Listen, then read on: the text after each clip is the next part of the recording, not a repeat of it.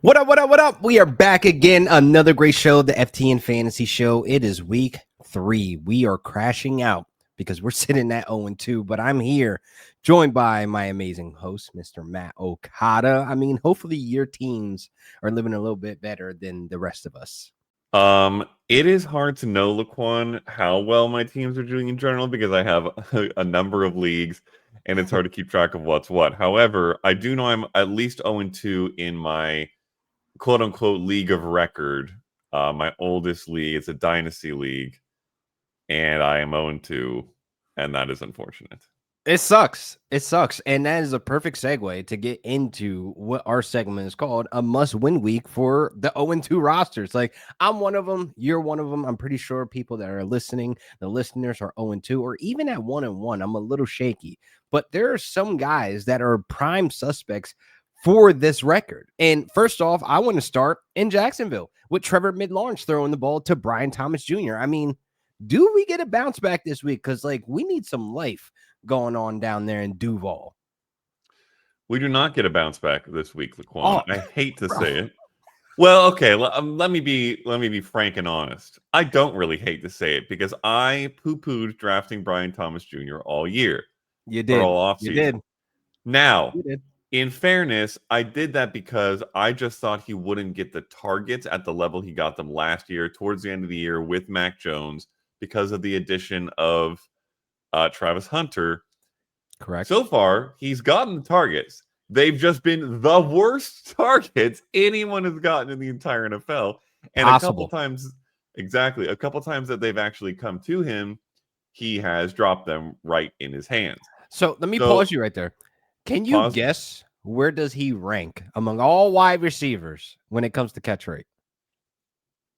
Last. You are correct. Dead last at 76 out of the qualified wide receivers. Yeah.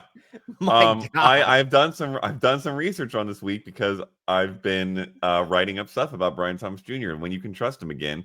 I think he's like a 26% catch rate. It's not just the worst this year, Laquan. It would be the worst ever by a qualified wide receiver. Now, admittedly, it's not going to hold here, but it's real bad. And then, I believe it will correct to some degree. The question is how much. The problem with that question for this week is that I expect him to get Derek Stingley as a shadow. Mike Evans got it last week. I think Brian Thomas Jr. is going to be shadowed by Derek Stingley Jr. this week, which means it's not going to be the get right week. And also, whatever is wrong seems a little difficult to fix in 1 week. This feels like it might be a slow burn. Yeah. Because Trevor Lawrence is just. I'm sorry, what was that name? How's the Trevor Mid-Lawrence? But here's the problem, Laquan. That doesn't feel like an accurate nickname right now. I don't know what your board looks like these days. Well, here you go, Okada. Yo, he moved up a couple notches. What do you mean? He moved up slightly of the play, but I was tempted to move him back down to T low just based on the interaction, how animated he was with Liam Cohen. Almost throwing the hospital ball, getting De'Ami Brown murdered, and come on, man. Yeah, he's it's real bad over there. So it's going to be really tough to sit Brian Thomas Jr. I don't know that you can do that, but I do not think this is going to be his major bounce back week. It will come eventually, though.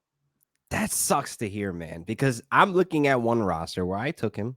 I'm going to be honest. I took him. I should have listened to you. But again, I should have listened to myself as well because I was worried about him not getting this connection on track with Trevor Mid-Lawrence. But now we got to look at the Eagles, man.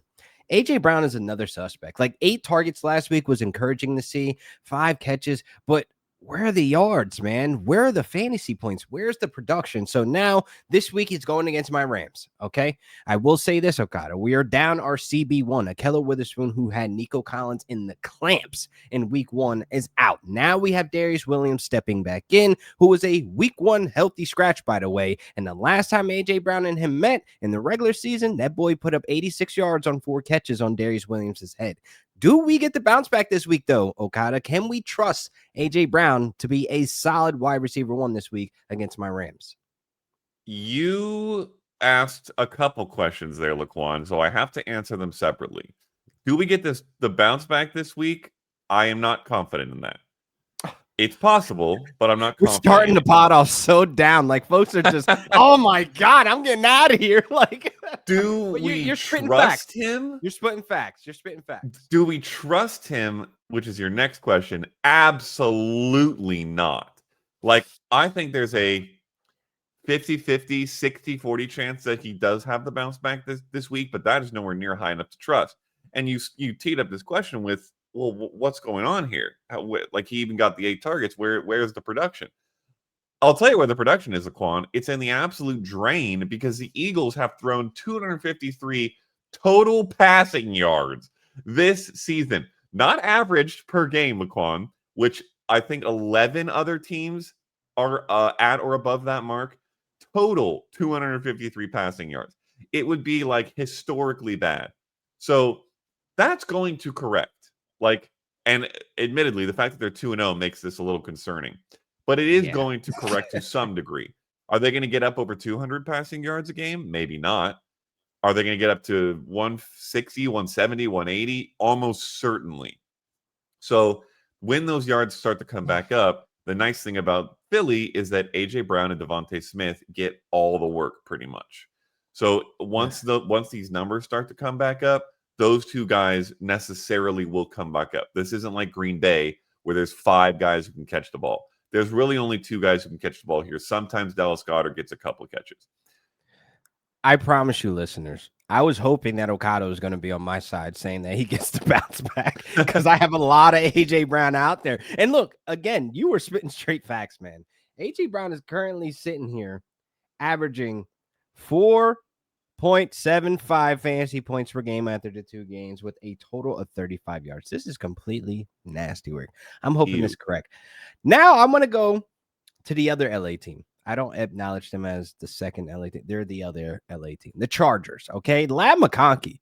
He looks like the wide receiver 3 after these last 2 games. And surprisingly enough, the Chargers are throwing the heck out of the ball. They're not really that run heavy offense that we thought they were going to be.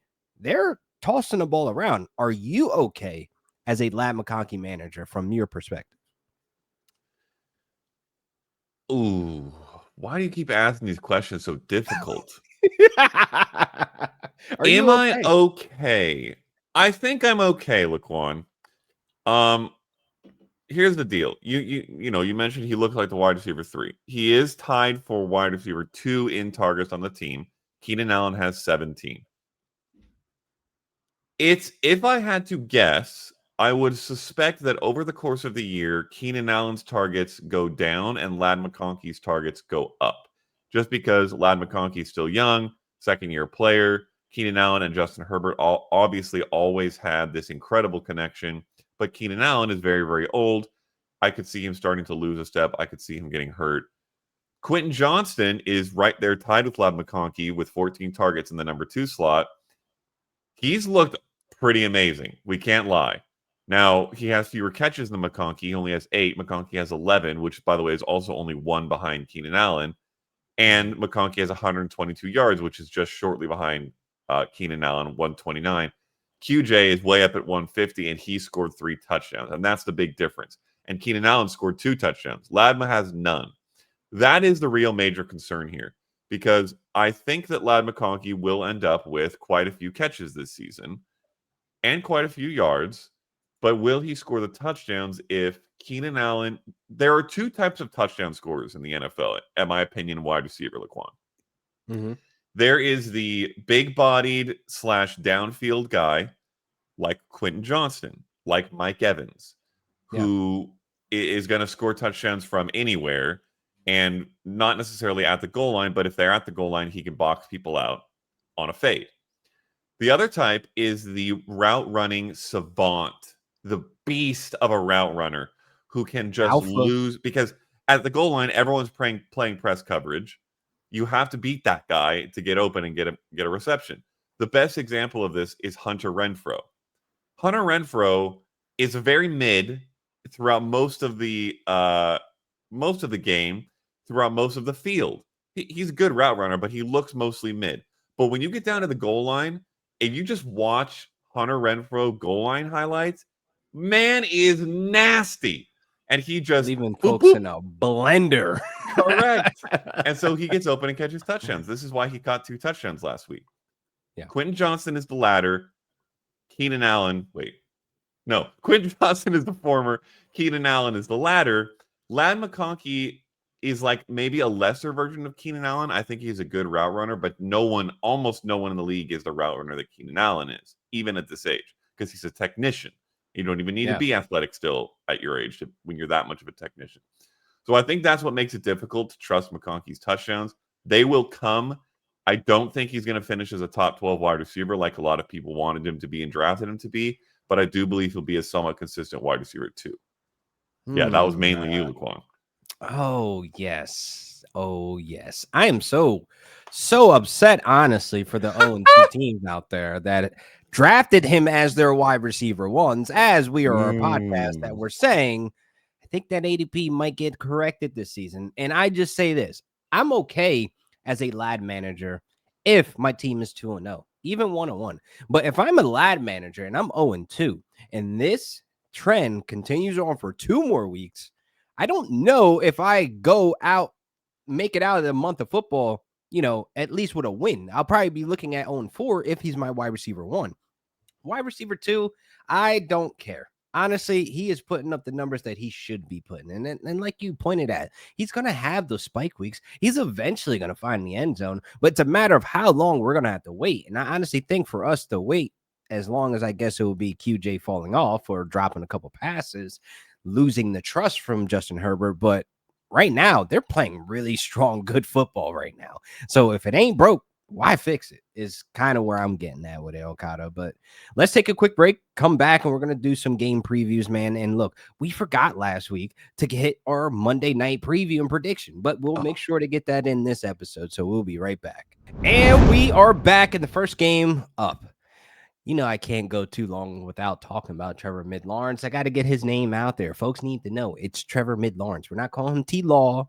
T-Law is kind of cool right now in the fantasy streets, but it's the Texans versus the Jaguars. And look, these 2 quarterbacks, man, it's been interesting to watch. I mean, honestly, looking at CJ Stroud first and Nico Collins, like, are they good? Like, are they beefing? Like, was there some type of like internet, beef that was going on that we missed? Because they're not connecting at all this season. Yeah, this is, I think, another instance. I'm not sure if I said this last week, but CJ Stroud looks kind of broken.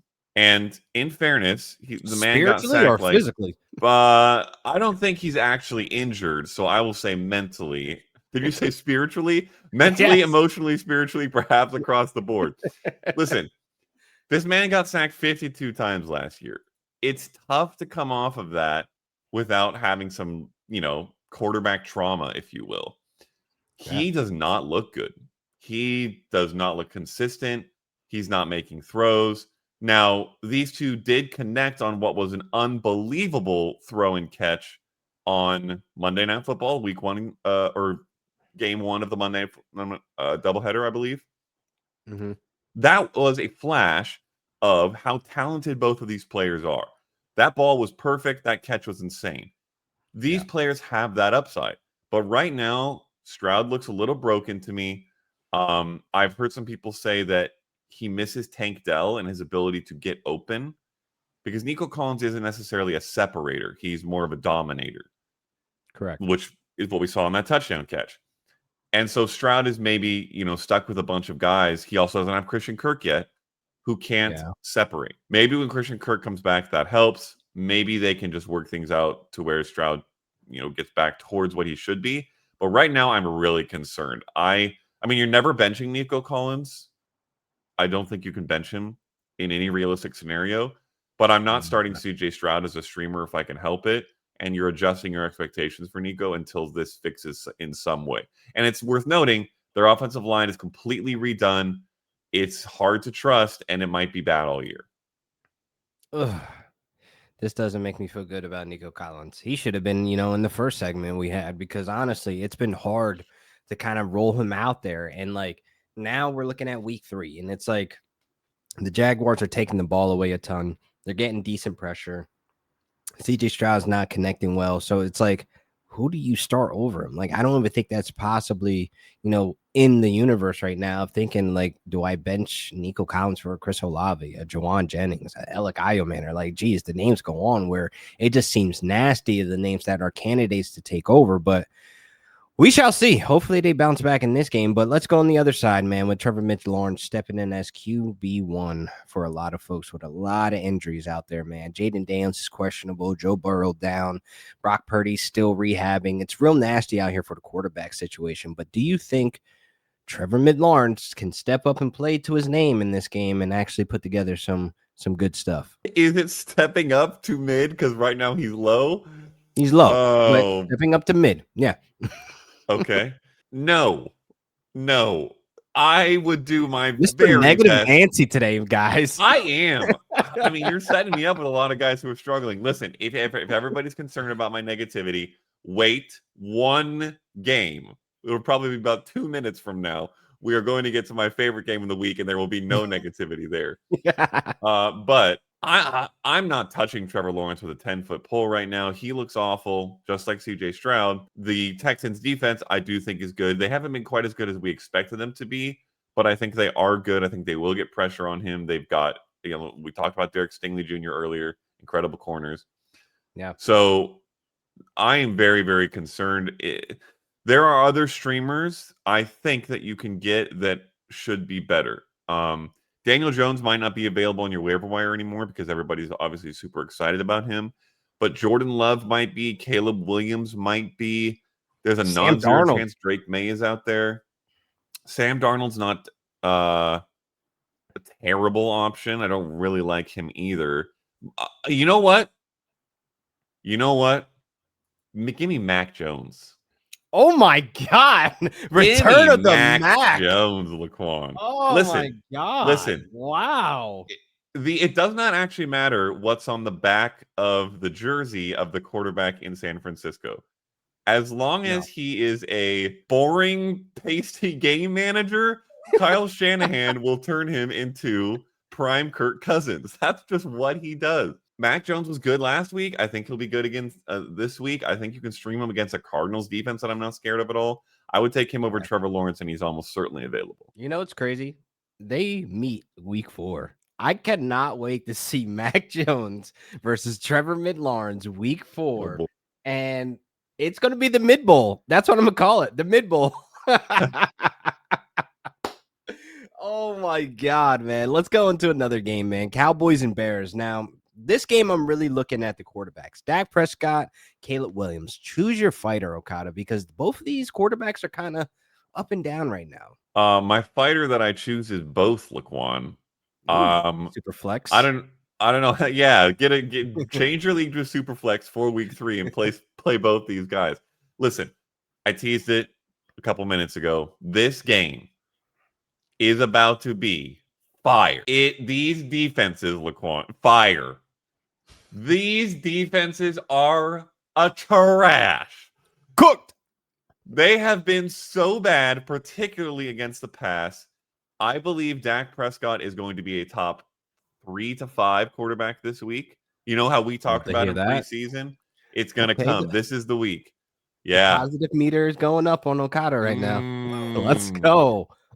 Caleb Williams, I don't think he's going to be a top 3 or 5 quarterback because he's looked pretty awful, and Dak Prescott has not. But I do think Caleb Williams will be a QB1, probably top 10. So he is also very startable. Also, for the Dak Prescott side of things, he has looked amazing. If you are just looking at your fantasy box score and you're not feeling that great, go watch the tape and you will feel much better. He has looked Dak Magic elite. is back. Yeah. In week 1, we had all those drops with CeeDee Lamb. In week 2, he was quite good.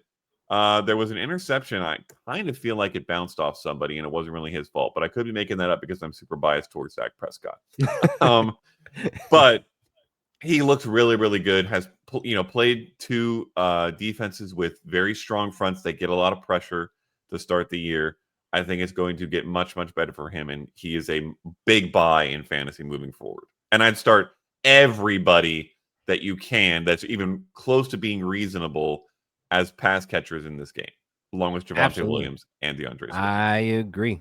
I agree. Big. I do think that, the Bears, they have been getting cooked on defense. This is not the Matt Eberflus, defense that, you know and love, but, he's on the other side of the ball now for the Cowboys. So this is going to be the Ben Johnson versus the old guy that used to be in that office for Ben Johnson, Matt Eberflus, going out there chalking it up. But speaking of the Bears offense, Roma Dunze.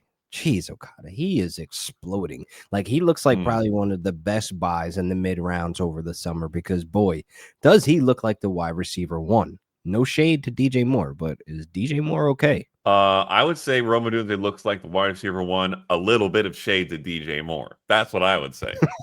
Because Roma Dunze looks far better, looks far more Wow. explosive. This is Wow. not that surprising, I don't think. I'm sure there are DJ Moore truthers to whom this is surprising. But there's a part of me that says, if you believed DJ Moore was a bona fide alpha wide receiver one, why would you draft Roma Dunze where you did? I think they see DJ Moore as more of what DJ Moore is, which is a very good wide receiver two. And Roma Dunze is that dude. And he is Yeah. now becoming that dude. And I think this is going to be what we should expect moving forward. Now, the tough thing is because A, Chicago has a lot of mouths to feed, and B, Chicago does not look as good as we had hoped. There are going to be weeks where Ruma Dunze probably disappears a little bit, and DJ Moore is better. So it's not necessarily going to be super consistent. I don't think this is quite like Jamar Chase and T. Higgins with Joe Burrow kind of situation. Yeah. But I do believe Adunze is the better guy. And there is also this that I will say. Caleb Williams in college was a guy who won by running around like an absolute maniac, making things happen at an unheard of degree, and off platform, off script. Yeah, he was not a sit in the pocket and manage the a super complex NFL level offense kind of guy. Ben Johnson has a complex, probably difficult to learn, nuanced NFL offense. Now, the reason that his offenses are good is because of that. Like, spoiler Yeah. alert, super simple, easy offenses don't work that well because they're easy to figure out. You want a bunch of motion. You want a bunch of different formations. You want to move your Yeah. players around. So that stuff is harder to learn, which means for a guy like Caleb Williams, or really for anyone, this being his first and second game in this offense, I am not surprised that it's starting slow. But I would say that it is likely that it continues to get better as Williams continues to get more comfortable in this offense. And I trust Ben Johnson to make it work. So I think most of the Bears offense is a buy right now, maybe outside of DJ Moore, depending on what people's price is on him, because he's fallen from wide receiver one to wide receiver two. That sucks to hear because I did get a lot of DJ Moore, but again, he was cheap. He's a wide receiver 3 on a lot of my rosters. He's a flex option, same as a Debo Samuel. Like, that's kind of how I look at him, as a guy that you just put in and out of your flex. Even though Debo is balling right now, 20 fantasy points per game, my God. But DJ Moore, I think it's going to be a slow burn, because it's going to take Caleb to be able to get this offense under his belt, to be able to support multiple pass catchers at an efficient level instead of him running in and out of the pocket. And it's like one of those things, like timing. That's what it comes down to.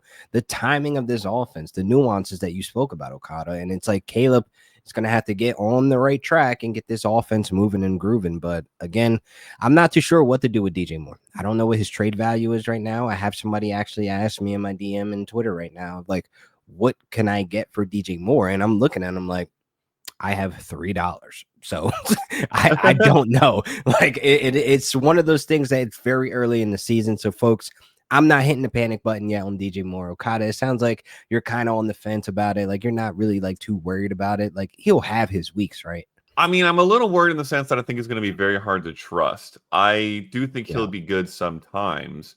Mm-hmm. You know what's interesting? I pulled up some rankings to like look for the guys around him to give you some names and see who would you want rest of season. Oh, I And the love this names game. around Let's him, do it.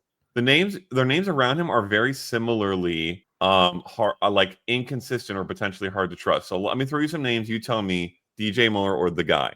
Cortland Sutton. DJ Moore. After what we saw from Troy Franklin. DJ Moore. Okay. George DJ Moore. Pickens. George Pickens. Okay. Terry McLaurin. Ooh, you might have found the one. DJ Moore. But season long, like for the rest of the season, I think they're both going to be roller coasters. But I'd Yeah. much rather be on the DJ Moore roller coaster, it feels like. Exactly. And then the other guys in this range are like Xavier Worthy, Jamison Williams, Jawan Yeah. Jennings, Calvin Ridley, a bunch of guys that I think will have a lot of good weeks, but a lot of bad weeks, and it's hard to know when they're coming. I feel like he's in that category of the names that you just said with Calvin Ridley, Jawan Jennings, and even Chris Olave's in that bag, the Satchel of Discontent OG. I do think that, it's going to come a time where it's like, I can't trust this guy in my starting lineup. So I got to get him off my roster. I feel that, man. But let's take another break, but we'll get to our last preview. Oh, I'm sorry, not our last preview game, but we're going to get into the Chiefs Giants, and then we're going to into our Monday Night Football predictions. We'll be right back. And we're back. Let's get into some Chiefs Giants in my hometown, New Jersey, where the Giants play. We're hoping that this is a good game. I hope this is a game where it's like it's worth being in prime time at night, under the lights. I want to see Patrick Mahomes getting back to that Patrick Mahomes magic, and the pass catchers obviously stepping up. But let's look at the running backs, man, on both sides of the ball. Like, I do feel like, Pacheco and Tyron Tracy are hot topics right now as running backs. I mean, is this one last ride for you, Okada, for Pacheco and Tyron Tracy? Like, or they're nearing the drop zone? Can the one last ride occur with them on my bench, or do they have to be my starting lineup? It could be on your bench in your starting lineup. Okay. Doesn't matter. I would definitely take another ride, maybe two, with these guys on my bench. But I am very hesitant to put them in my starting lineup right now for different Right. reasons. Well, for somewhat shared reasons, and then for some different reasons. For Pacheco, he is sharing snaps with Kareem Hunt, which is discouraging. More Nasty. importantly, though, Patrick Mahomes is running like a maniac. I don't know what has gotten into this man. He has like 120 something rushing yards. He leads the league in explosive runs. He is on pace for more than 1,000 rushing yards and 17 rushing touchdowns, Laquan. Like, I don't know what's going on over there, but this is not how things are going to go all season. Patrick Mahomes is a 20 rushing yards a game type of guy, not a 60 something rushing yards a game type of guy. So this is going to regress. He is not going to score a rushing touchdown every week. Somebody else is going to. Pacheco is likely, in my opinion, to pick back up much of what Patrick Mahomes drops. And so I definitely want to hold on to him and have some hope. I don't know when it's going to happen, but I think it's going to happen sooner than later because Patrick Mahomes simply just cannot rush for 60-something yards a game, every game. Tyrone Tracy, I'm scared of Cam Scatterboo. And by scared, I mean, let's go, Cam Scatterboo, my man. Screw Tyrone Tracy. I do not Don't get yoked up. Don't want him getting any touches. However, Tracy is still getting some snaps. Now, in week 2, they flip-flopped. Scatterboo got ahead of Tracy and started getting more touches, more snaps. If that continues, Tracy is going to fall completely out of usability. If it kind of balances where it is, where maybe Scatterboo's a 60 to Tracy's 40, or maybe it's 60-40 and it switches back and forth, then it's going to make both guys really hard to trust, both guys really hard to start, especially in an offense where I'm not really excited about the run game. I think the offense is generally bad, but when they are going to be good, it's mostly going to be the passing game playing catch up or in a shootout with the Cowboys going into overtime. So I definitely am not starting Tyrone Tracy if I can help it. Leave him on your bench. See how things go with Scatterboo. Maybe it was a 1-week fluke, the usage. That's frustrating to hear. Big Tyrone Tracy fan. Big Pacheco fan as well. I hate to have him on my bench, but I think we were all on this, in the summer. Like, we had to worry about Cam Scatterboo. Like, that was a real threat to Tracy. There was no security and like nothing was in stone to say Tyrone Tracy is the guy moving forward forever. They drafted Cam Scatterboo and having plans. So I think I'm on board with you. One more ride, maybe two with them on my bench, but I'm looking to get Pacheco off my rosters as quick as I can. I do think that it picks up eventually, but I'm not waiting for eventually, especially in a situation where we have other options at running backs that are starting to emerge. I mean, Trey Benson's starting to look a little bit more involved in his backfield. My boy Blake Corum last week making a statement with that red zone duty over Kyron Williams. So there are options on the waiver wire, at least in this week's wave, and maybe next week. We never know. But not looking forward to those guys, man. But let's go to the pass catchers. I mean, on both sides of the ball, outside of Malik Neighbors, obviously Okada.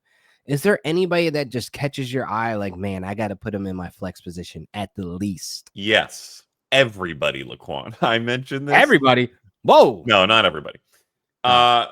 But playing any Chiefs pass catcher that is healthy. I mean, you're not playing Tyquan Thornton, I guess. Nah, he's like a best ball guy. Yes, Like a best exactly. All his targets are like downfield. Yeah. Yes, as a best baller, he sounds good to me, but this is true. You can't really play him in redraft. But you're playing the other guys. You're playing Travis Kelce for this week. I don't particularly like Travis Kelce rest of season. I think he is probably a sell. But based off what we saw from the Cowboys last week, everybody who's throwing the ball here, you want to get in your lineup if you can. And theoretically, if the Giants line is getting pressure, then it means the guys who Mahomes would be dumping the ball to are going to have a little bit better chance, which Kelce is one of those guys.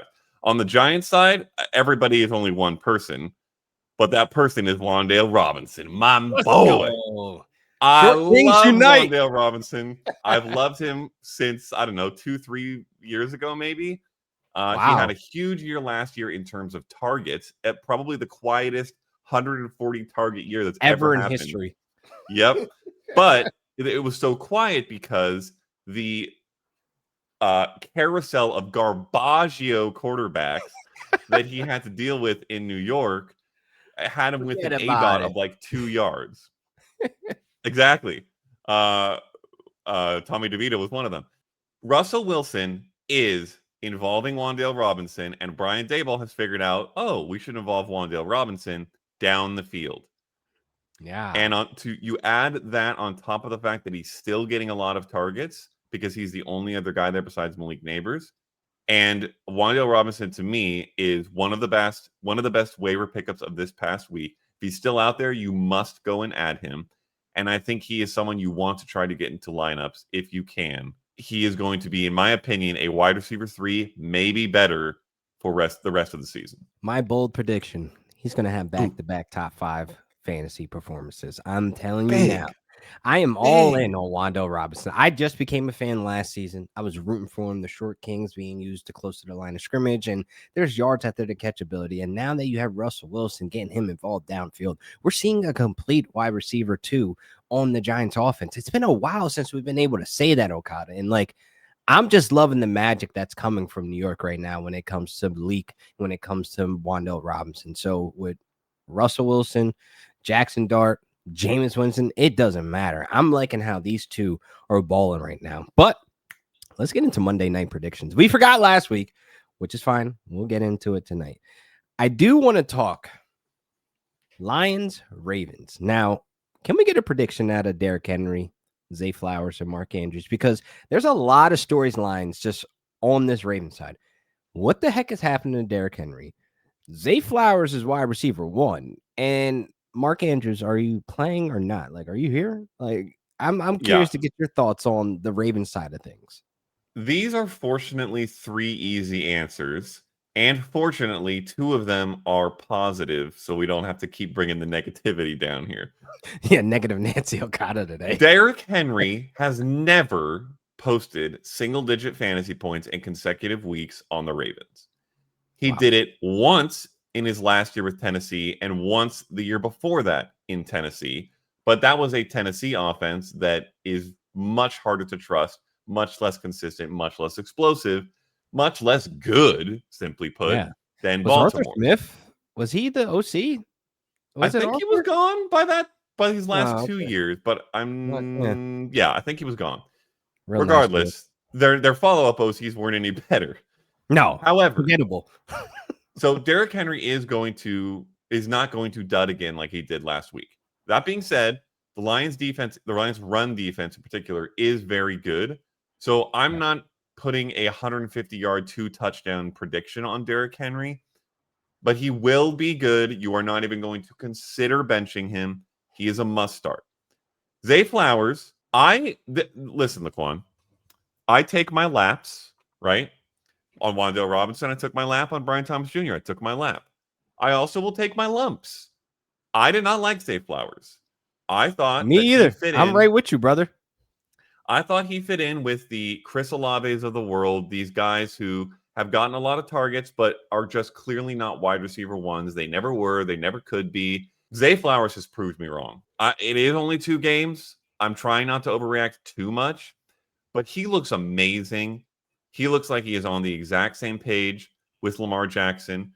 Back in the mini olden days of Lamar, he was always throwing to his tight end.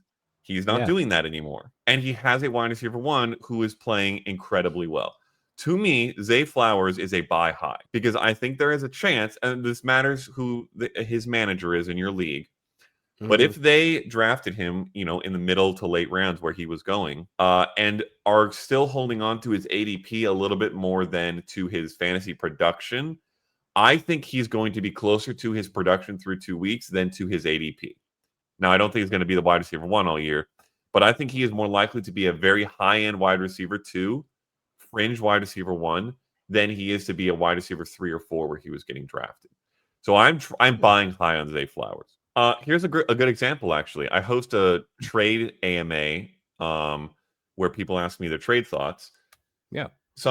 I suggested to somebody just yesterday, last night, less than 12 hours, a little more than 12 hours ago, I advised to trade David Montgomery and Calvin Ridley for Zay Flowers. That's how much I believe in Zay Flowers. That's actually a great deal because at the end of the day, solid. You're not losing too much because David Montgomery is like a RB3 for a lot of folks. Calvin Ridley, wide receiver 3, 4 flex, and he's not playing great right now. And you're getting Zay Flowers. Oh boy, yeah, that's awesome. Awesome. The last answer that you requested, Laquan, is Mark Andrews. Oh yeah, a trash.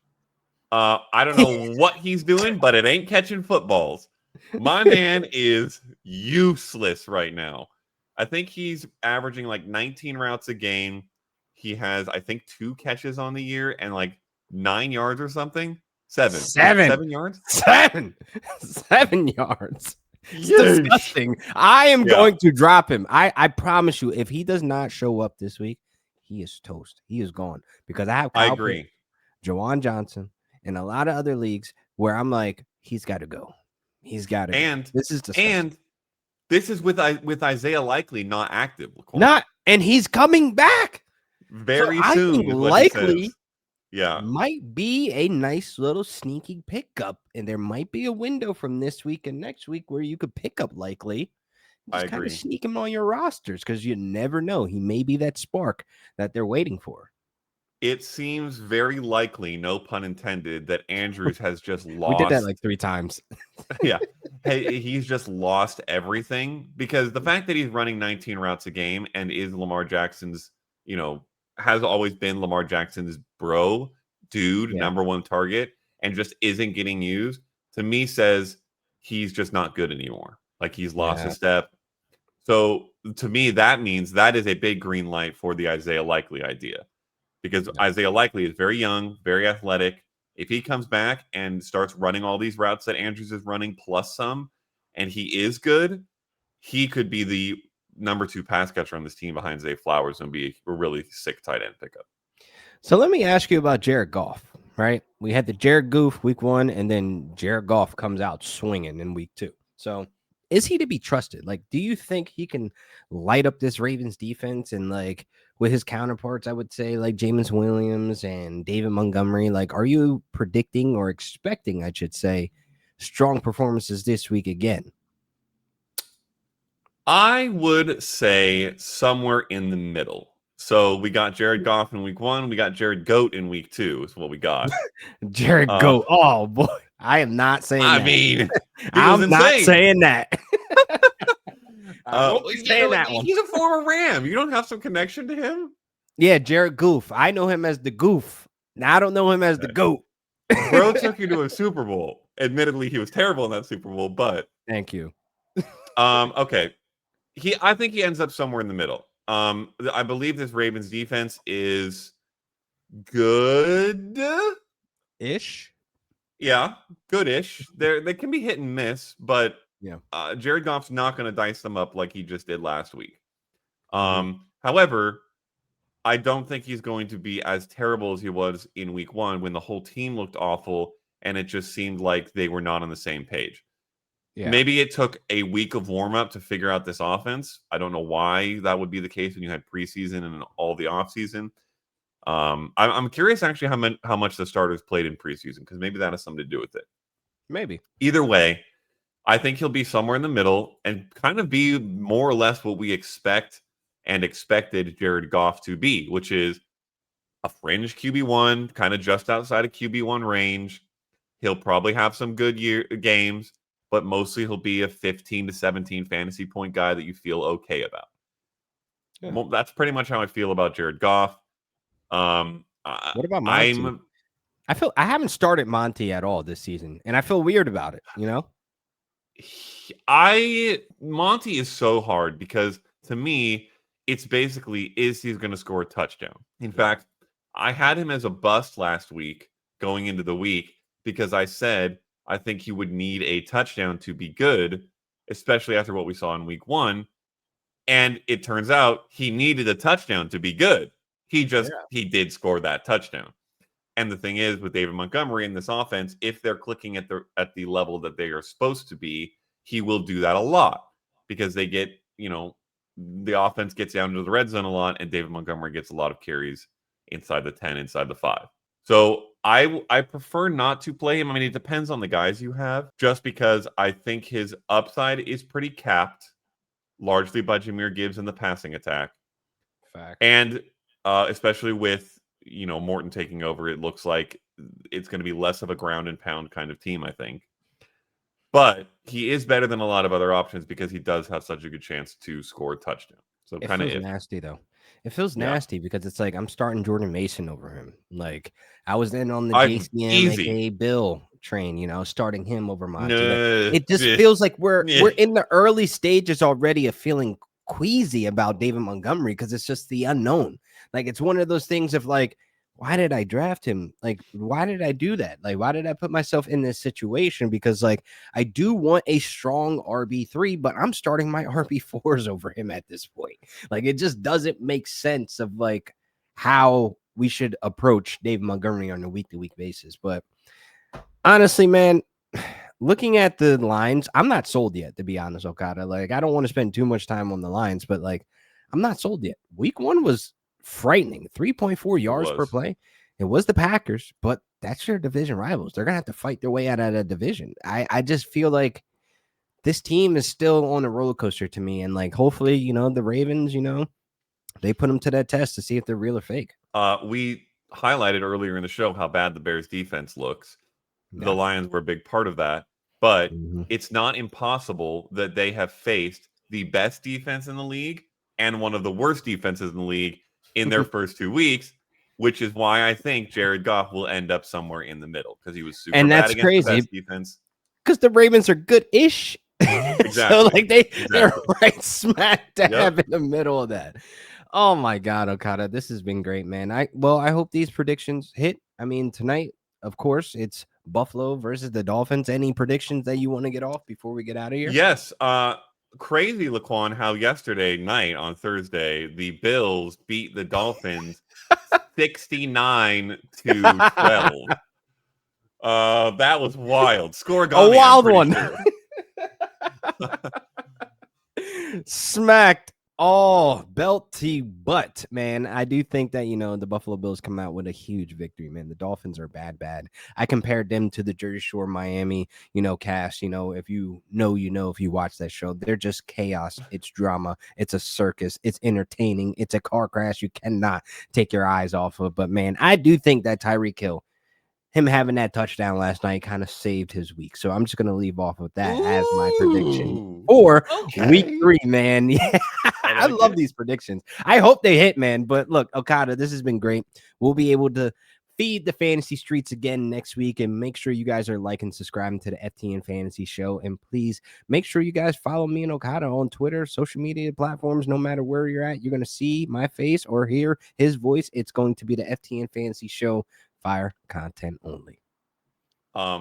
By the way, check your phone as you're listening to this right now for the notification that it's coming right now. Here it comes. Mike McDaniel fired. You're lying. Oh, no. You're right. It's just for the future, Laquan.